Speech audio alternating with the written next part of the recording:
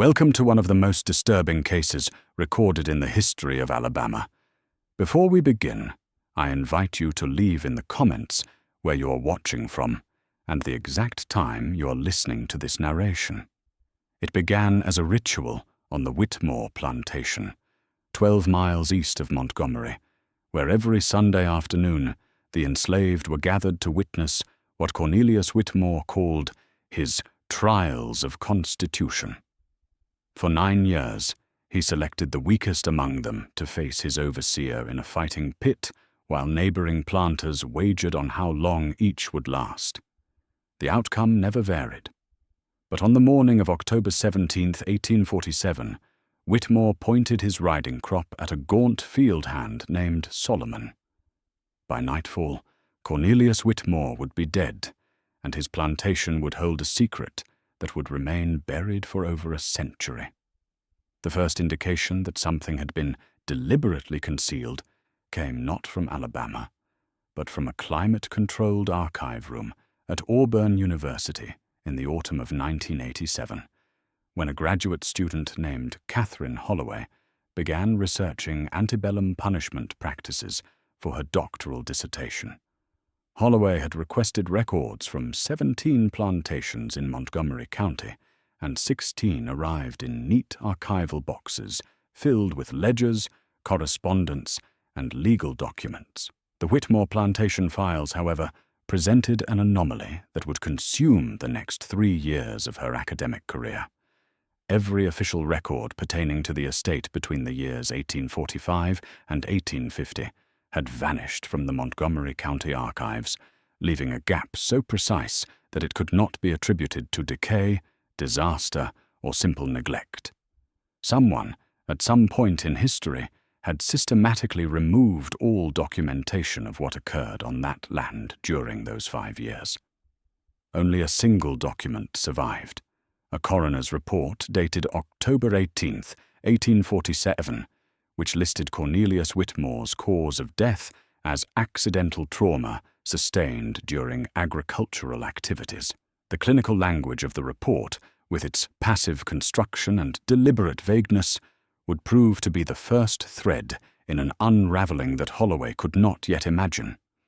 What she would eventually uncover, through fragments scattered across private collections, oral histories, and unmarked graves, would reveal that the sanitized explanation of Whitmore's death concealed a horror far greater than a single man's demise. Cornelius Whitmore was not born into the planter aristocracy he so desperately sought to join, and perhaps it was this origin, this persistent awareness of his own insufficient pedigree, that shaped the cruelties he would later inflict upon those he owned. According to tax records examined by Holloway during her research, Whitmore's father had been a middling merchant in Selma, a man of neither poverty nor distinction, and young Cornelius had spent his early adulthood engaged in land speculation along the expanding cotton frontier, acquiring parcels through foreclosures and debt purchases with a ruthlessness that earned him capital, but not respectability.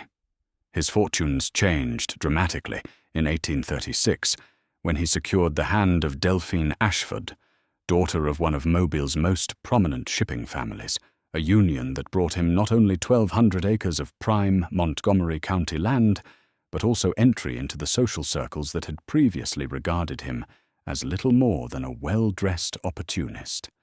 A letter from a neighboring planter, named Howard Beaumont, discovered in a private collection donated to the University of Alabama in 1961, offers a revealing assessment of Whitmore's character in these early years of his ascent.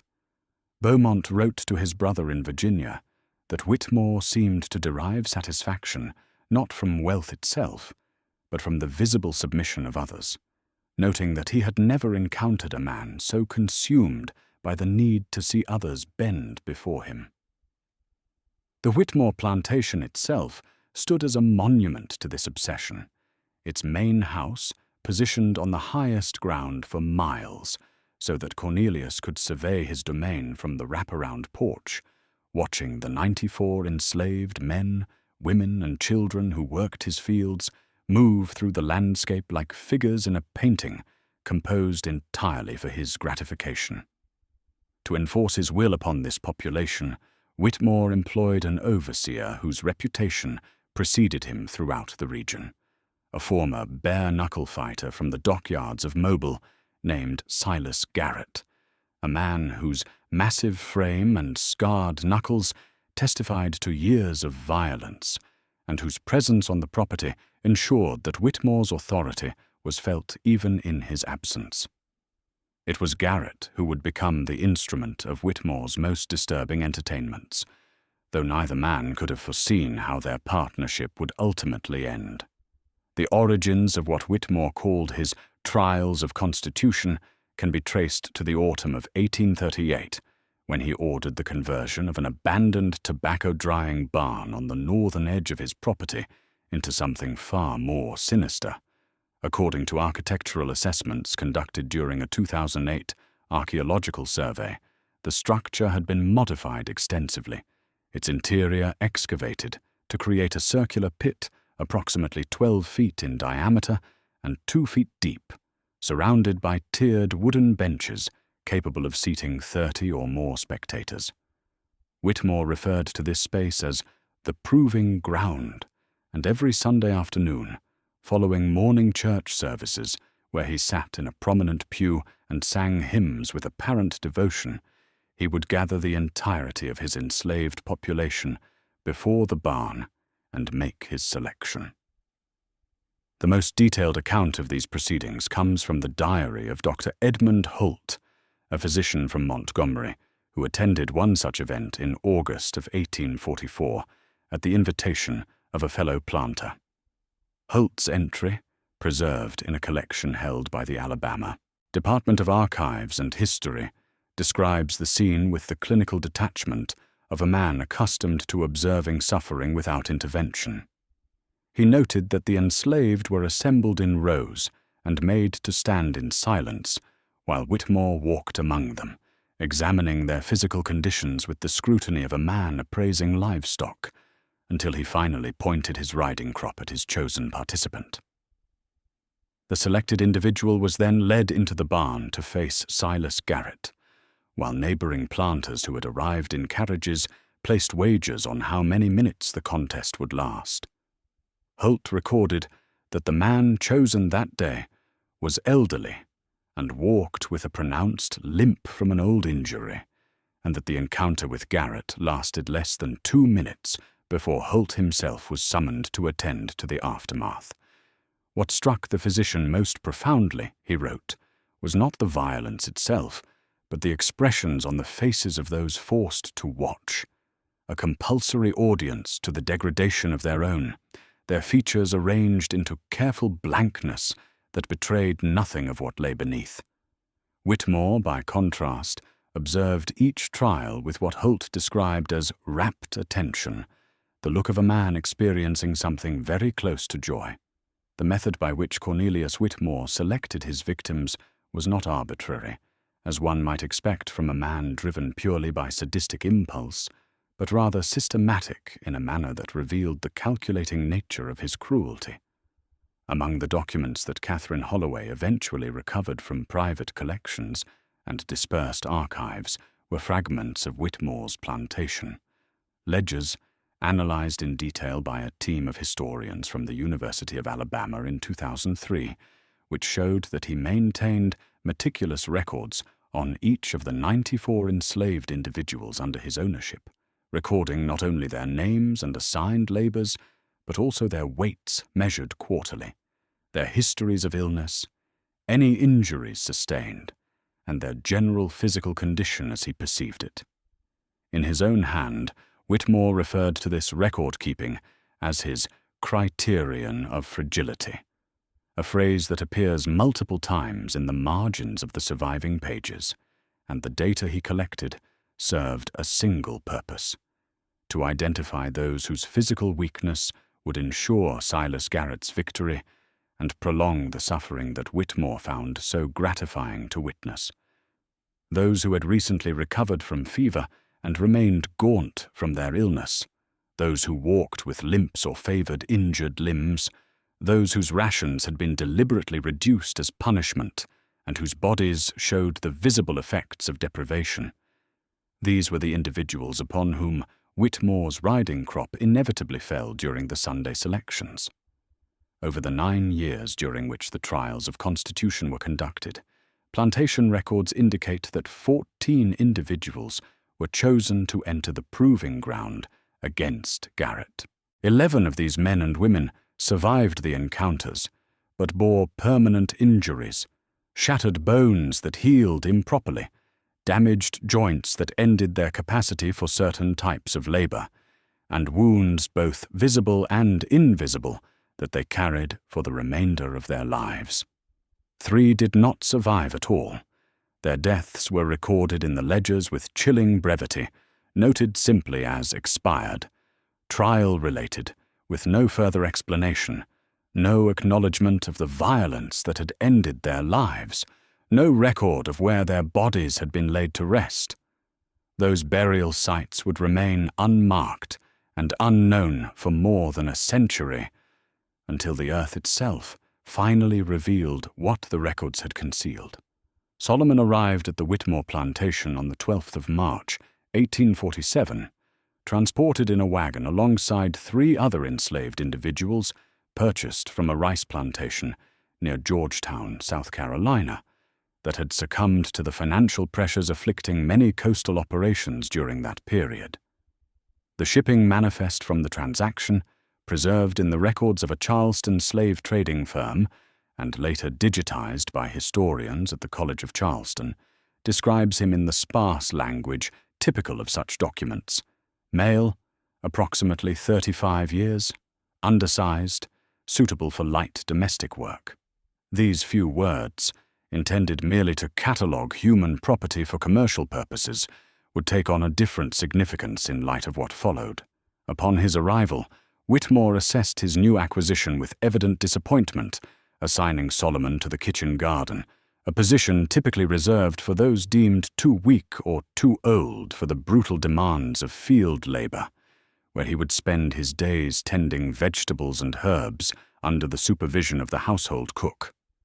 A letter from Delphine Whitmore to her sister in Mobile, discovered in an attic trunk during an estate settlement in 1978, mentions the new arrival with the dismissive tone she typically reserved for matters she considered beneath her attention. "Cornelius has acquired another pitiful creature," she wrote in April of that year, "barely able to lift a hoe. I cannot fathom what use he intends for him, though I suspect I shall learn soon enough on some dreadful Sunday." What Delphine did not know, what no record from that time could have revealed, was that Solomon's apparent frailty was not the natural consequence of deprivation or illness, but rather a carefully maintained performance, a deception he had cultivated and perfected across 3 plantations and nearly 15 years of enslavement. The surviving fragments of his history, pieced together by researchers over subsequent decades, Thrucroft bills of sale, plantation records, and oral histories, would eventually reveal that the gaunt and shuffling figure who tended the Whitmore kitchen garden concealed something that Cornelius Whitmore, for all his obsessive record-keeping and scrutiny of physical weakness, had entirely failed to perceive. Solomon had been watching and waiting for years, and his arrival at the Whitmore plantation would prove to be no accident. The most compelling evidence of Solomon's true nature would not emerge from plantation records or correspondence, but from the memories of those who had lived through that era, preserved decades later through the Federal Writers Project of the Works Progress Administration, which dispatched interviewers across the South during the 1930s to collect the testimonies of formerly enslaved individuals before their accounts were lost to time. Among the thousands of narratives gathered during this effort, 2 contain direct references to the Whitmore plantation and the events of 1847, accounts that were largely dismissed by historians of that generation as folklore or exaggeration, but which subsequent research would prove remarkably accurate. The first testimony came from Charity Moore, who was 91 years old when she spoke with a WPA interviewer in Tuskegee in 1937, and who had spent her childhood on a plantation adjacent to the Whitmore property. Moore recalled that her father, who sometimes hired out to neighboring estates, had spoken of the Sunday gatherings at Whitmore's place with a horror that remained vivid in her memory, even after 8 decades. He told me there was a man there, she recounted, who walked like he was half dead, but had eyes that never stopped watching. Said he moved like he was carrying something heavy, but it wasn't on his back, it was inside him, something he was keeping hidden. The second account came from James Beaumont, interviewed in Montgomery in 1936, who had been enslaved on a plantation 5 miles from the Whitmore estate, and who described the rumors that circulated among enslaved communities throughout the region. They said there was one at Whitmore's who came from the fighting pits of Charleston, Beaumont told the interviewer, but he never let on. Played weak, played simple, but the people knew. They said he was waiting for something, and when it came, Whitmore would be sorry he ever brought him there. These oral histories, passed down through networks of communication that enslavers never fully understood or controlled, preserved a truth that official records had been designed to obscure, and they would prove essential to understanding what occurred on that October morning when Cornelius Whitmore made his final selection. The morning of October 17, 1847, began with atmospheric conditions that multiple sources would later describe as unusual, as though the natural world itself had taken notice of what was to come. A journal kept by Reverend Thomas Ashby, a Methodist minister in Montgomery, noted that the air that day possessed an oppressive stillness, a yellow quality to the light that seemed to presage something ill, and that his congregation had appeared restless during the morning service, glancing toward the windows as though expecting a storm that never arrived. 12 miles to the east, at the Whitmore plantation, the enslaved population was gathered before the proving ground, as they had been on countless Sundays before, assembled in rows according to their work assignments, while Cornelius Whitmore descended from the main house in his customary dark coat, riding crop in hand, to make his selection. The account of what followed comes primarily from the later testimony of Silas Garrett, supplemented by details preserved in the oral histories and a letter written 3 days afterward by an anonymous witness.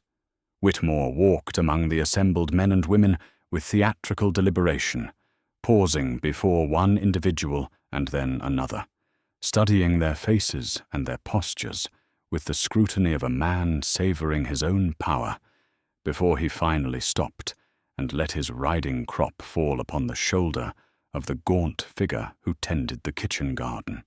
When the crop touched Solomon's shoulder, witnesses would later report that something shifted in the thin man's posture, an almost imperceptible straightening of the spine, a subtle squaring of the shoulders that lasted only a moment before he resumed his habitual stance of submission.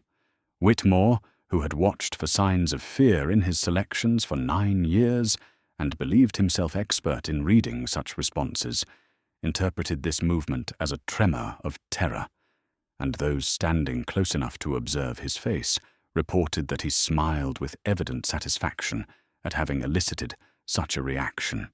Solomon was led toward the proving ground without resistance, his shuffling gait unchanged, while behind him Delphine Whitmore watched from an upper window of the main house, her face unreadable, her hands resting motionless on the windowsill as the man she had dismissed as a pitiful creature disappeared into the barn.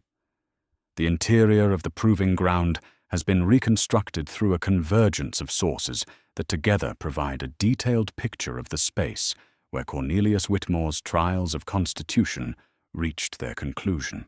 Silas Garrett's testimony, given during a closed inquest held 2 days after the event, describes the physical layout in terms that align precisely with the archaeological excavation conducted in 2008, which uncovered the barn's foundations and confirmed that the fighting pit measured approximately 12 feet in diameter and had been dug roughly 2 feet into the compacted earth, its walls reinforced with wooden planks to prevent collapse. Surrounding this pit were tiered benches capable of accommodating the neighboring planters and their wives who attended these Sunday entertainments. And on that October afternoon, according to an anonymous letter written 3 days later and discovered among the papers of a Montgomery attorney in 1994, approximately 24 spectators were present, their voices carrying the easy confidence of people who believed they already knew how the afternoon would unfold. Garrett entered the pit, first, as was his custom, removing his shirt to display the muscular physique that had ended so many previous contests, the heavy shoulders and scarred knuckles that had broken bones and ended lives over the preceding 9 years. He settled into his fighting stance with the casual ease of a man who anticipated no meaningful challenge, rolling his neck and flexing his hands, while the spectators placed their final wagers on duration rather than outcome. When Solomon descended into the pit, however, something immediately unsettled those watching. The anonymous letter describes the transformation in precise terms. The man who had shuffled and stooped for 7 months moved now with a fluidity and precision that seemed to belong to an entirely different body, his weight balanced, his hands held in a position that several witnesses recognized from bare-knuckle exhibitions in Mobile and New Orleans. A murmur passed through the spectators. Garrett's expression shifted from casual confidence to something more alert, more wary, as he registered what everyone in that barn was beginning to understand. What happened next would last less than 3 minutes, but it would reverberate through decades and silence its witnesses for the rest of their lives. The testimony that Silas Garrett provided during the closed inquest, held on October 19th in a private room at the Montgomery County Courthouse, with no public record kept of the proceedings, offers the most detailed account of what transpired in those 3 minutes, though even his words seem inadequate to convey the totality of the reversal that occurred. Garrett stated that Solomon did not cower or attempt to flee, as the 14 previous victims had done, did not raise his arms in futile defense or back against the walls of the pit in hopes of prolonging the inevitable. Instead, he moved forward with what Garrett described as a boxer's grace, the kind you only see in men who've trained for years in the fighting pits. And before the overseer could fully register the implications of this transformation, Solomon had closed the distance between them and delivered a strike to Garrett's nose that shattered cartilage and sent blood streaming down his chin. The spectators fell silent. Within 30 seconds, Garrett was staggering, his vision blurred by pain and the blood flowing into his eyes. And within a minute he was on the ground, struggling to rise, while Solomon stood over him with the controlled stillness of a man who had done this many times before. It was at this moment, according to multiple witness accounts that would never appear in any official document, that Cornelius Whitmore descended into the pit himself, his face contorted with a rage that witnesses had never seen in him before, brandishing his riding crop as though he intended to beat Solomon into submission through sheer force of his authority. What followed was witnessed by over 40 people, planters and their wives, and the enslaved who had been forced to watch, yet official records would claim it never happened.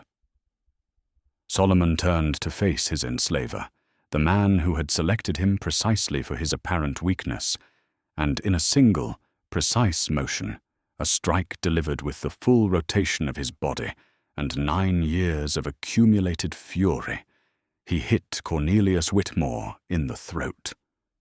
The sound, according to the anonymous letter, was unlike anything the witnesses had heard before, a wet compression that silenced the barn entirely.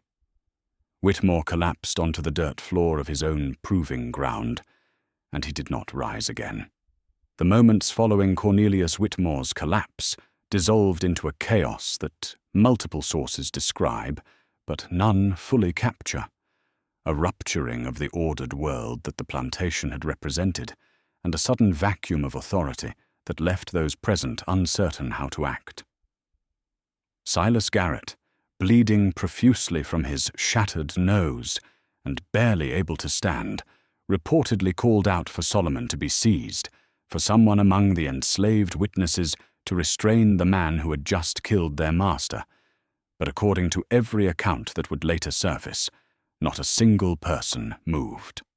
The enslaved men and women who had been forced to watch the trials for 9 years stood in silence, their faces arranged in that same careful blankness that Dr. Holt had observed 3 years prior, and they did not move to help Garrett or to apprehend Solomon or to render aid to the man lying motionless in the pit. The visiting planters, by contrast, moved with urgent haste, gathering their wives and retreating to their carriages without a word, their departure so swift that several left behind personal items that would never be reclaimed. Delphine Whitmore emerged from the main house approximately 10 minutes after her husband fell, having descended from her watching post at the upper window, and according to one account, she stood at the entrance to the barn for a long moment, surveying the scene before her, the body of her husband in the dirt, the blood on Garrett's face, the silent witnesses, and Solomon standing motionless in the center of it all. Then, without speaking, she turned and walked back inside.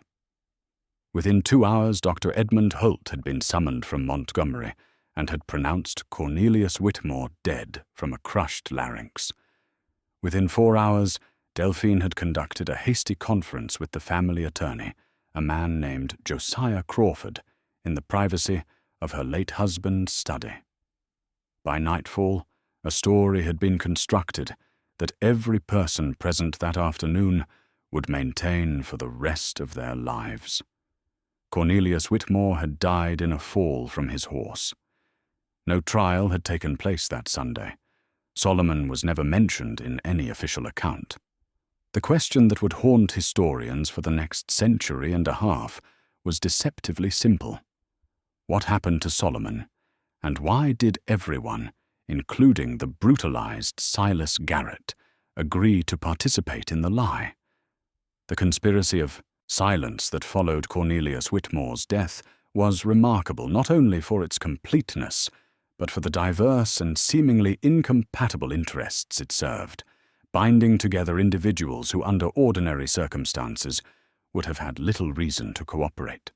Delphine Whitmore, far from exhibiting the grief expected of a newly widowed woman of her station, moved with decisive efficiency in the hours and days following her husband's death, managing the situation with the competence of someone who had perhaps long contemplated how such affairs might be arranged.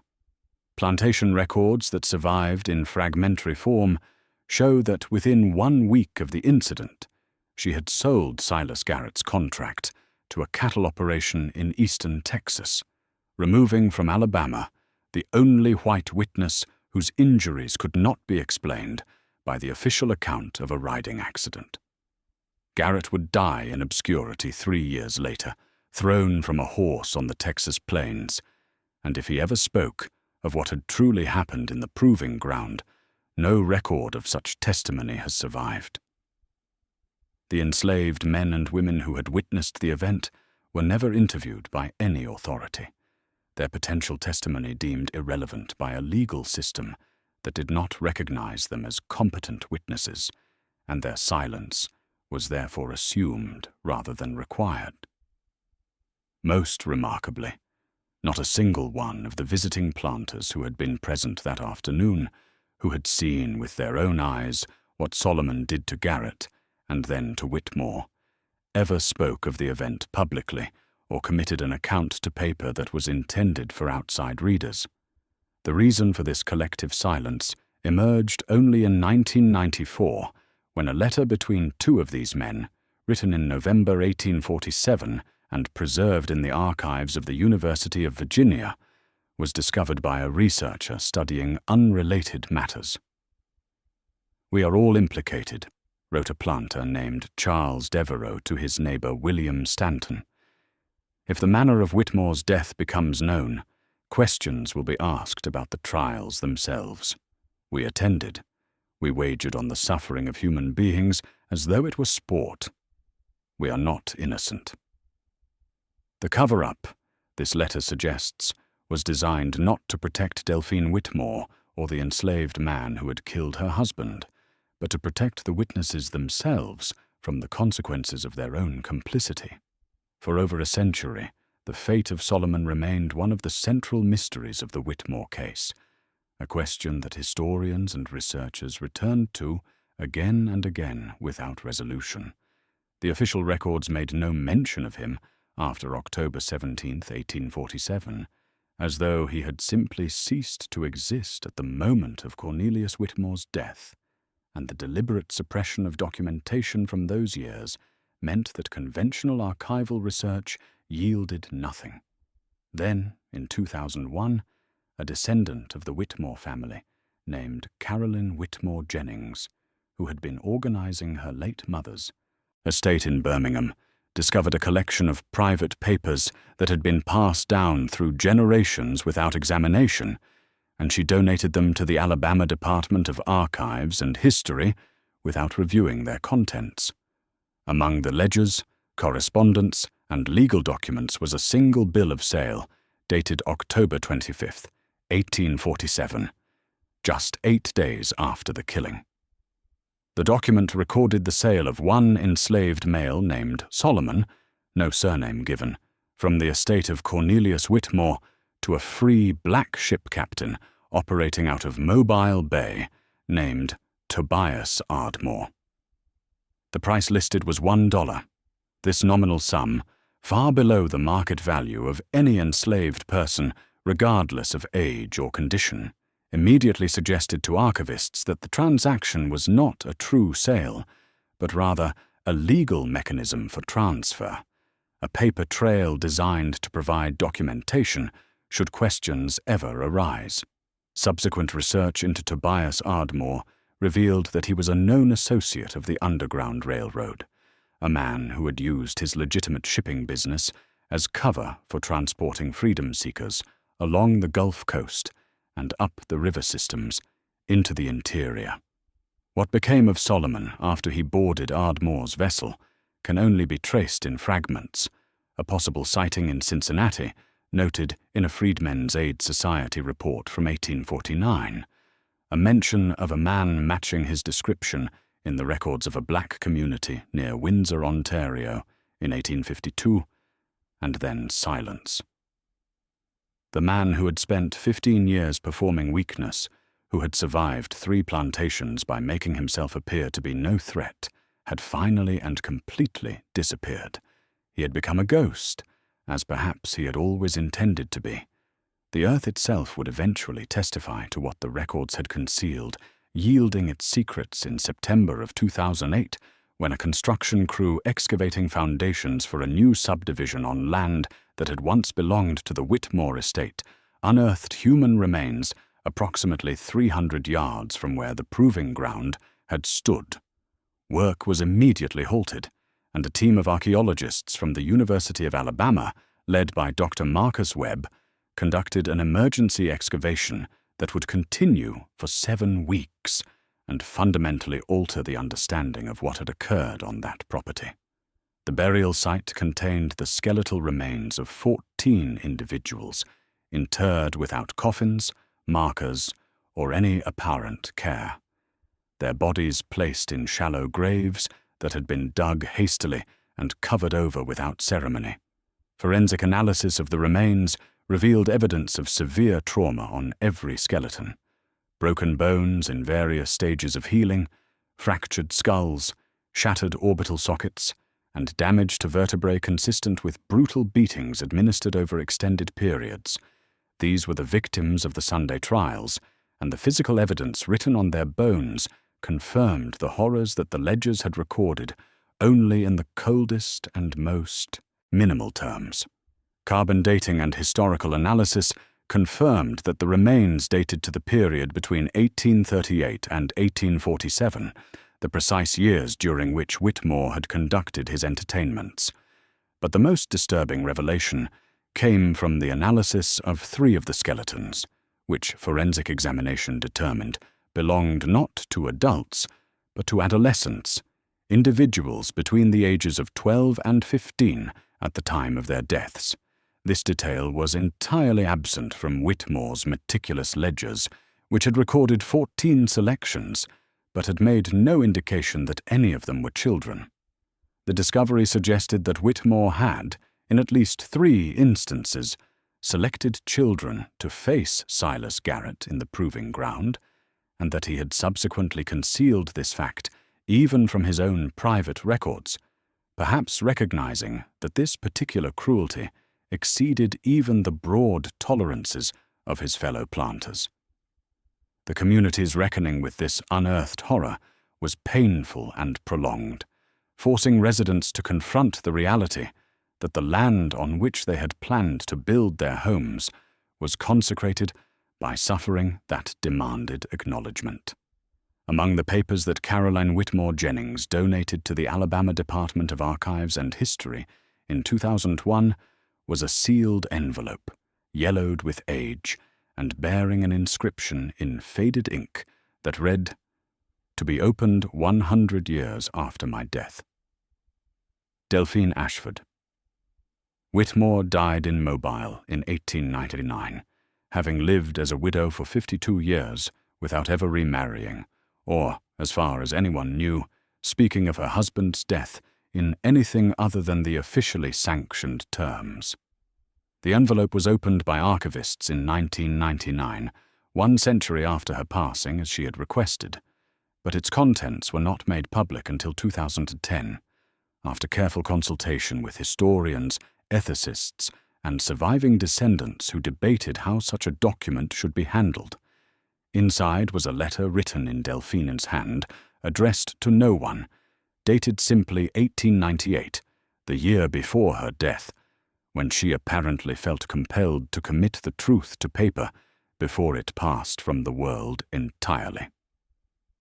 In the letter, Delphine revealed that she had known of Solomon's past as a fighter in Charleston's illegal boxing circles almost from the moment of his arrival, having recognized the telltale signs that her husband, in his arrogance, had failed to perceive. The way Solomon held his hands, even while stooping, the manner in which his eyes tracked movement, the precision concealed beneath his shuffling gait. She had known he was feigning weakness, had understood exactly what would happen if Cornelius selected him for the trials, and she had done nothing to warn her husband. "I watched him select his own death," she wrote, "and I felt nothing but relief." The letter revealed that Delphine had endured years of Cornelius's cruelty, treatment that she did not detail, but that she described as suffocating in its constancy, and that the trials had sickened her in ways she could never express while he lived. In Solomon, she had seen not a threat, but an instrument of deliverance, and she had facilitated his escape to freedom as both payment and penance, personally arranging the transaction with Captain Ardmore and providing the funds that carried Solomon away from Alabama forever. "I do not ask for forgiveness," the letter concluded. "I ask only to be understood. The legacy of the Whitmore plantation exists now in fragments scattered across archives and memories, in bones resting beneath a modest memorial, and in questions that will never be fully answered." The burial site discovered in 2008 has been preserved as a small commemorative space, marked by a simple stone listing no names because none were recorded, visited occasionally by descendants of those who were enslaved there, and by researchers who continue to piece together the stories of the 14 who perished in the proving ground. The main house, which stood until 1943, when it was demolished to make way for agricultural expansion, exists only in a handful of photographs that show its white columns and wraparound porch. its appearance indistinguishable from 100 other plantation homes of its era, bearing no visible trace of the horrors it oversaw. Solomon remains an enigma at the center of this narrative, a man who appeared in the historical record for only 7 months before vanishing into freedom or oblivion, whose true name was likely not Solomon at all, and whose fate after 1852 has never been determined despite decades of research. He achieved what he set out to achieve, surviving long enough and hiding well enough to find his moment, and then he disappeared so completely that even those who have sought to honor his resistance cannot say with certainty where his life ended or how.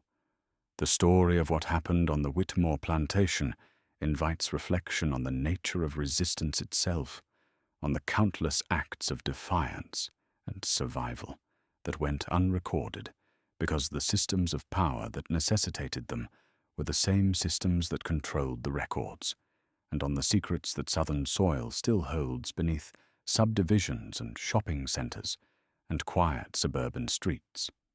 The location of the proving ground is now an unremarkable patch of grass in a backyard where children play on summer afternoons, their laughter carrying across ground that once absorbed the sounds of suffering and the silence of witnesses who would never speak of what they saw. Their parents do not know what occurred beneath the swing set and the vegetable garden, and perhaps that unknowing is itself a kind of mercy. But the ground remembers. The ground always remembers what records choose to forget.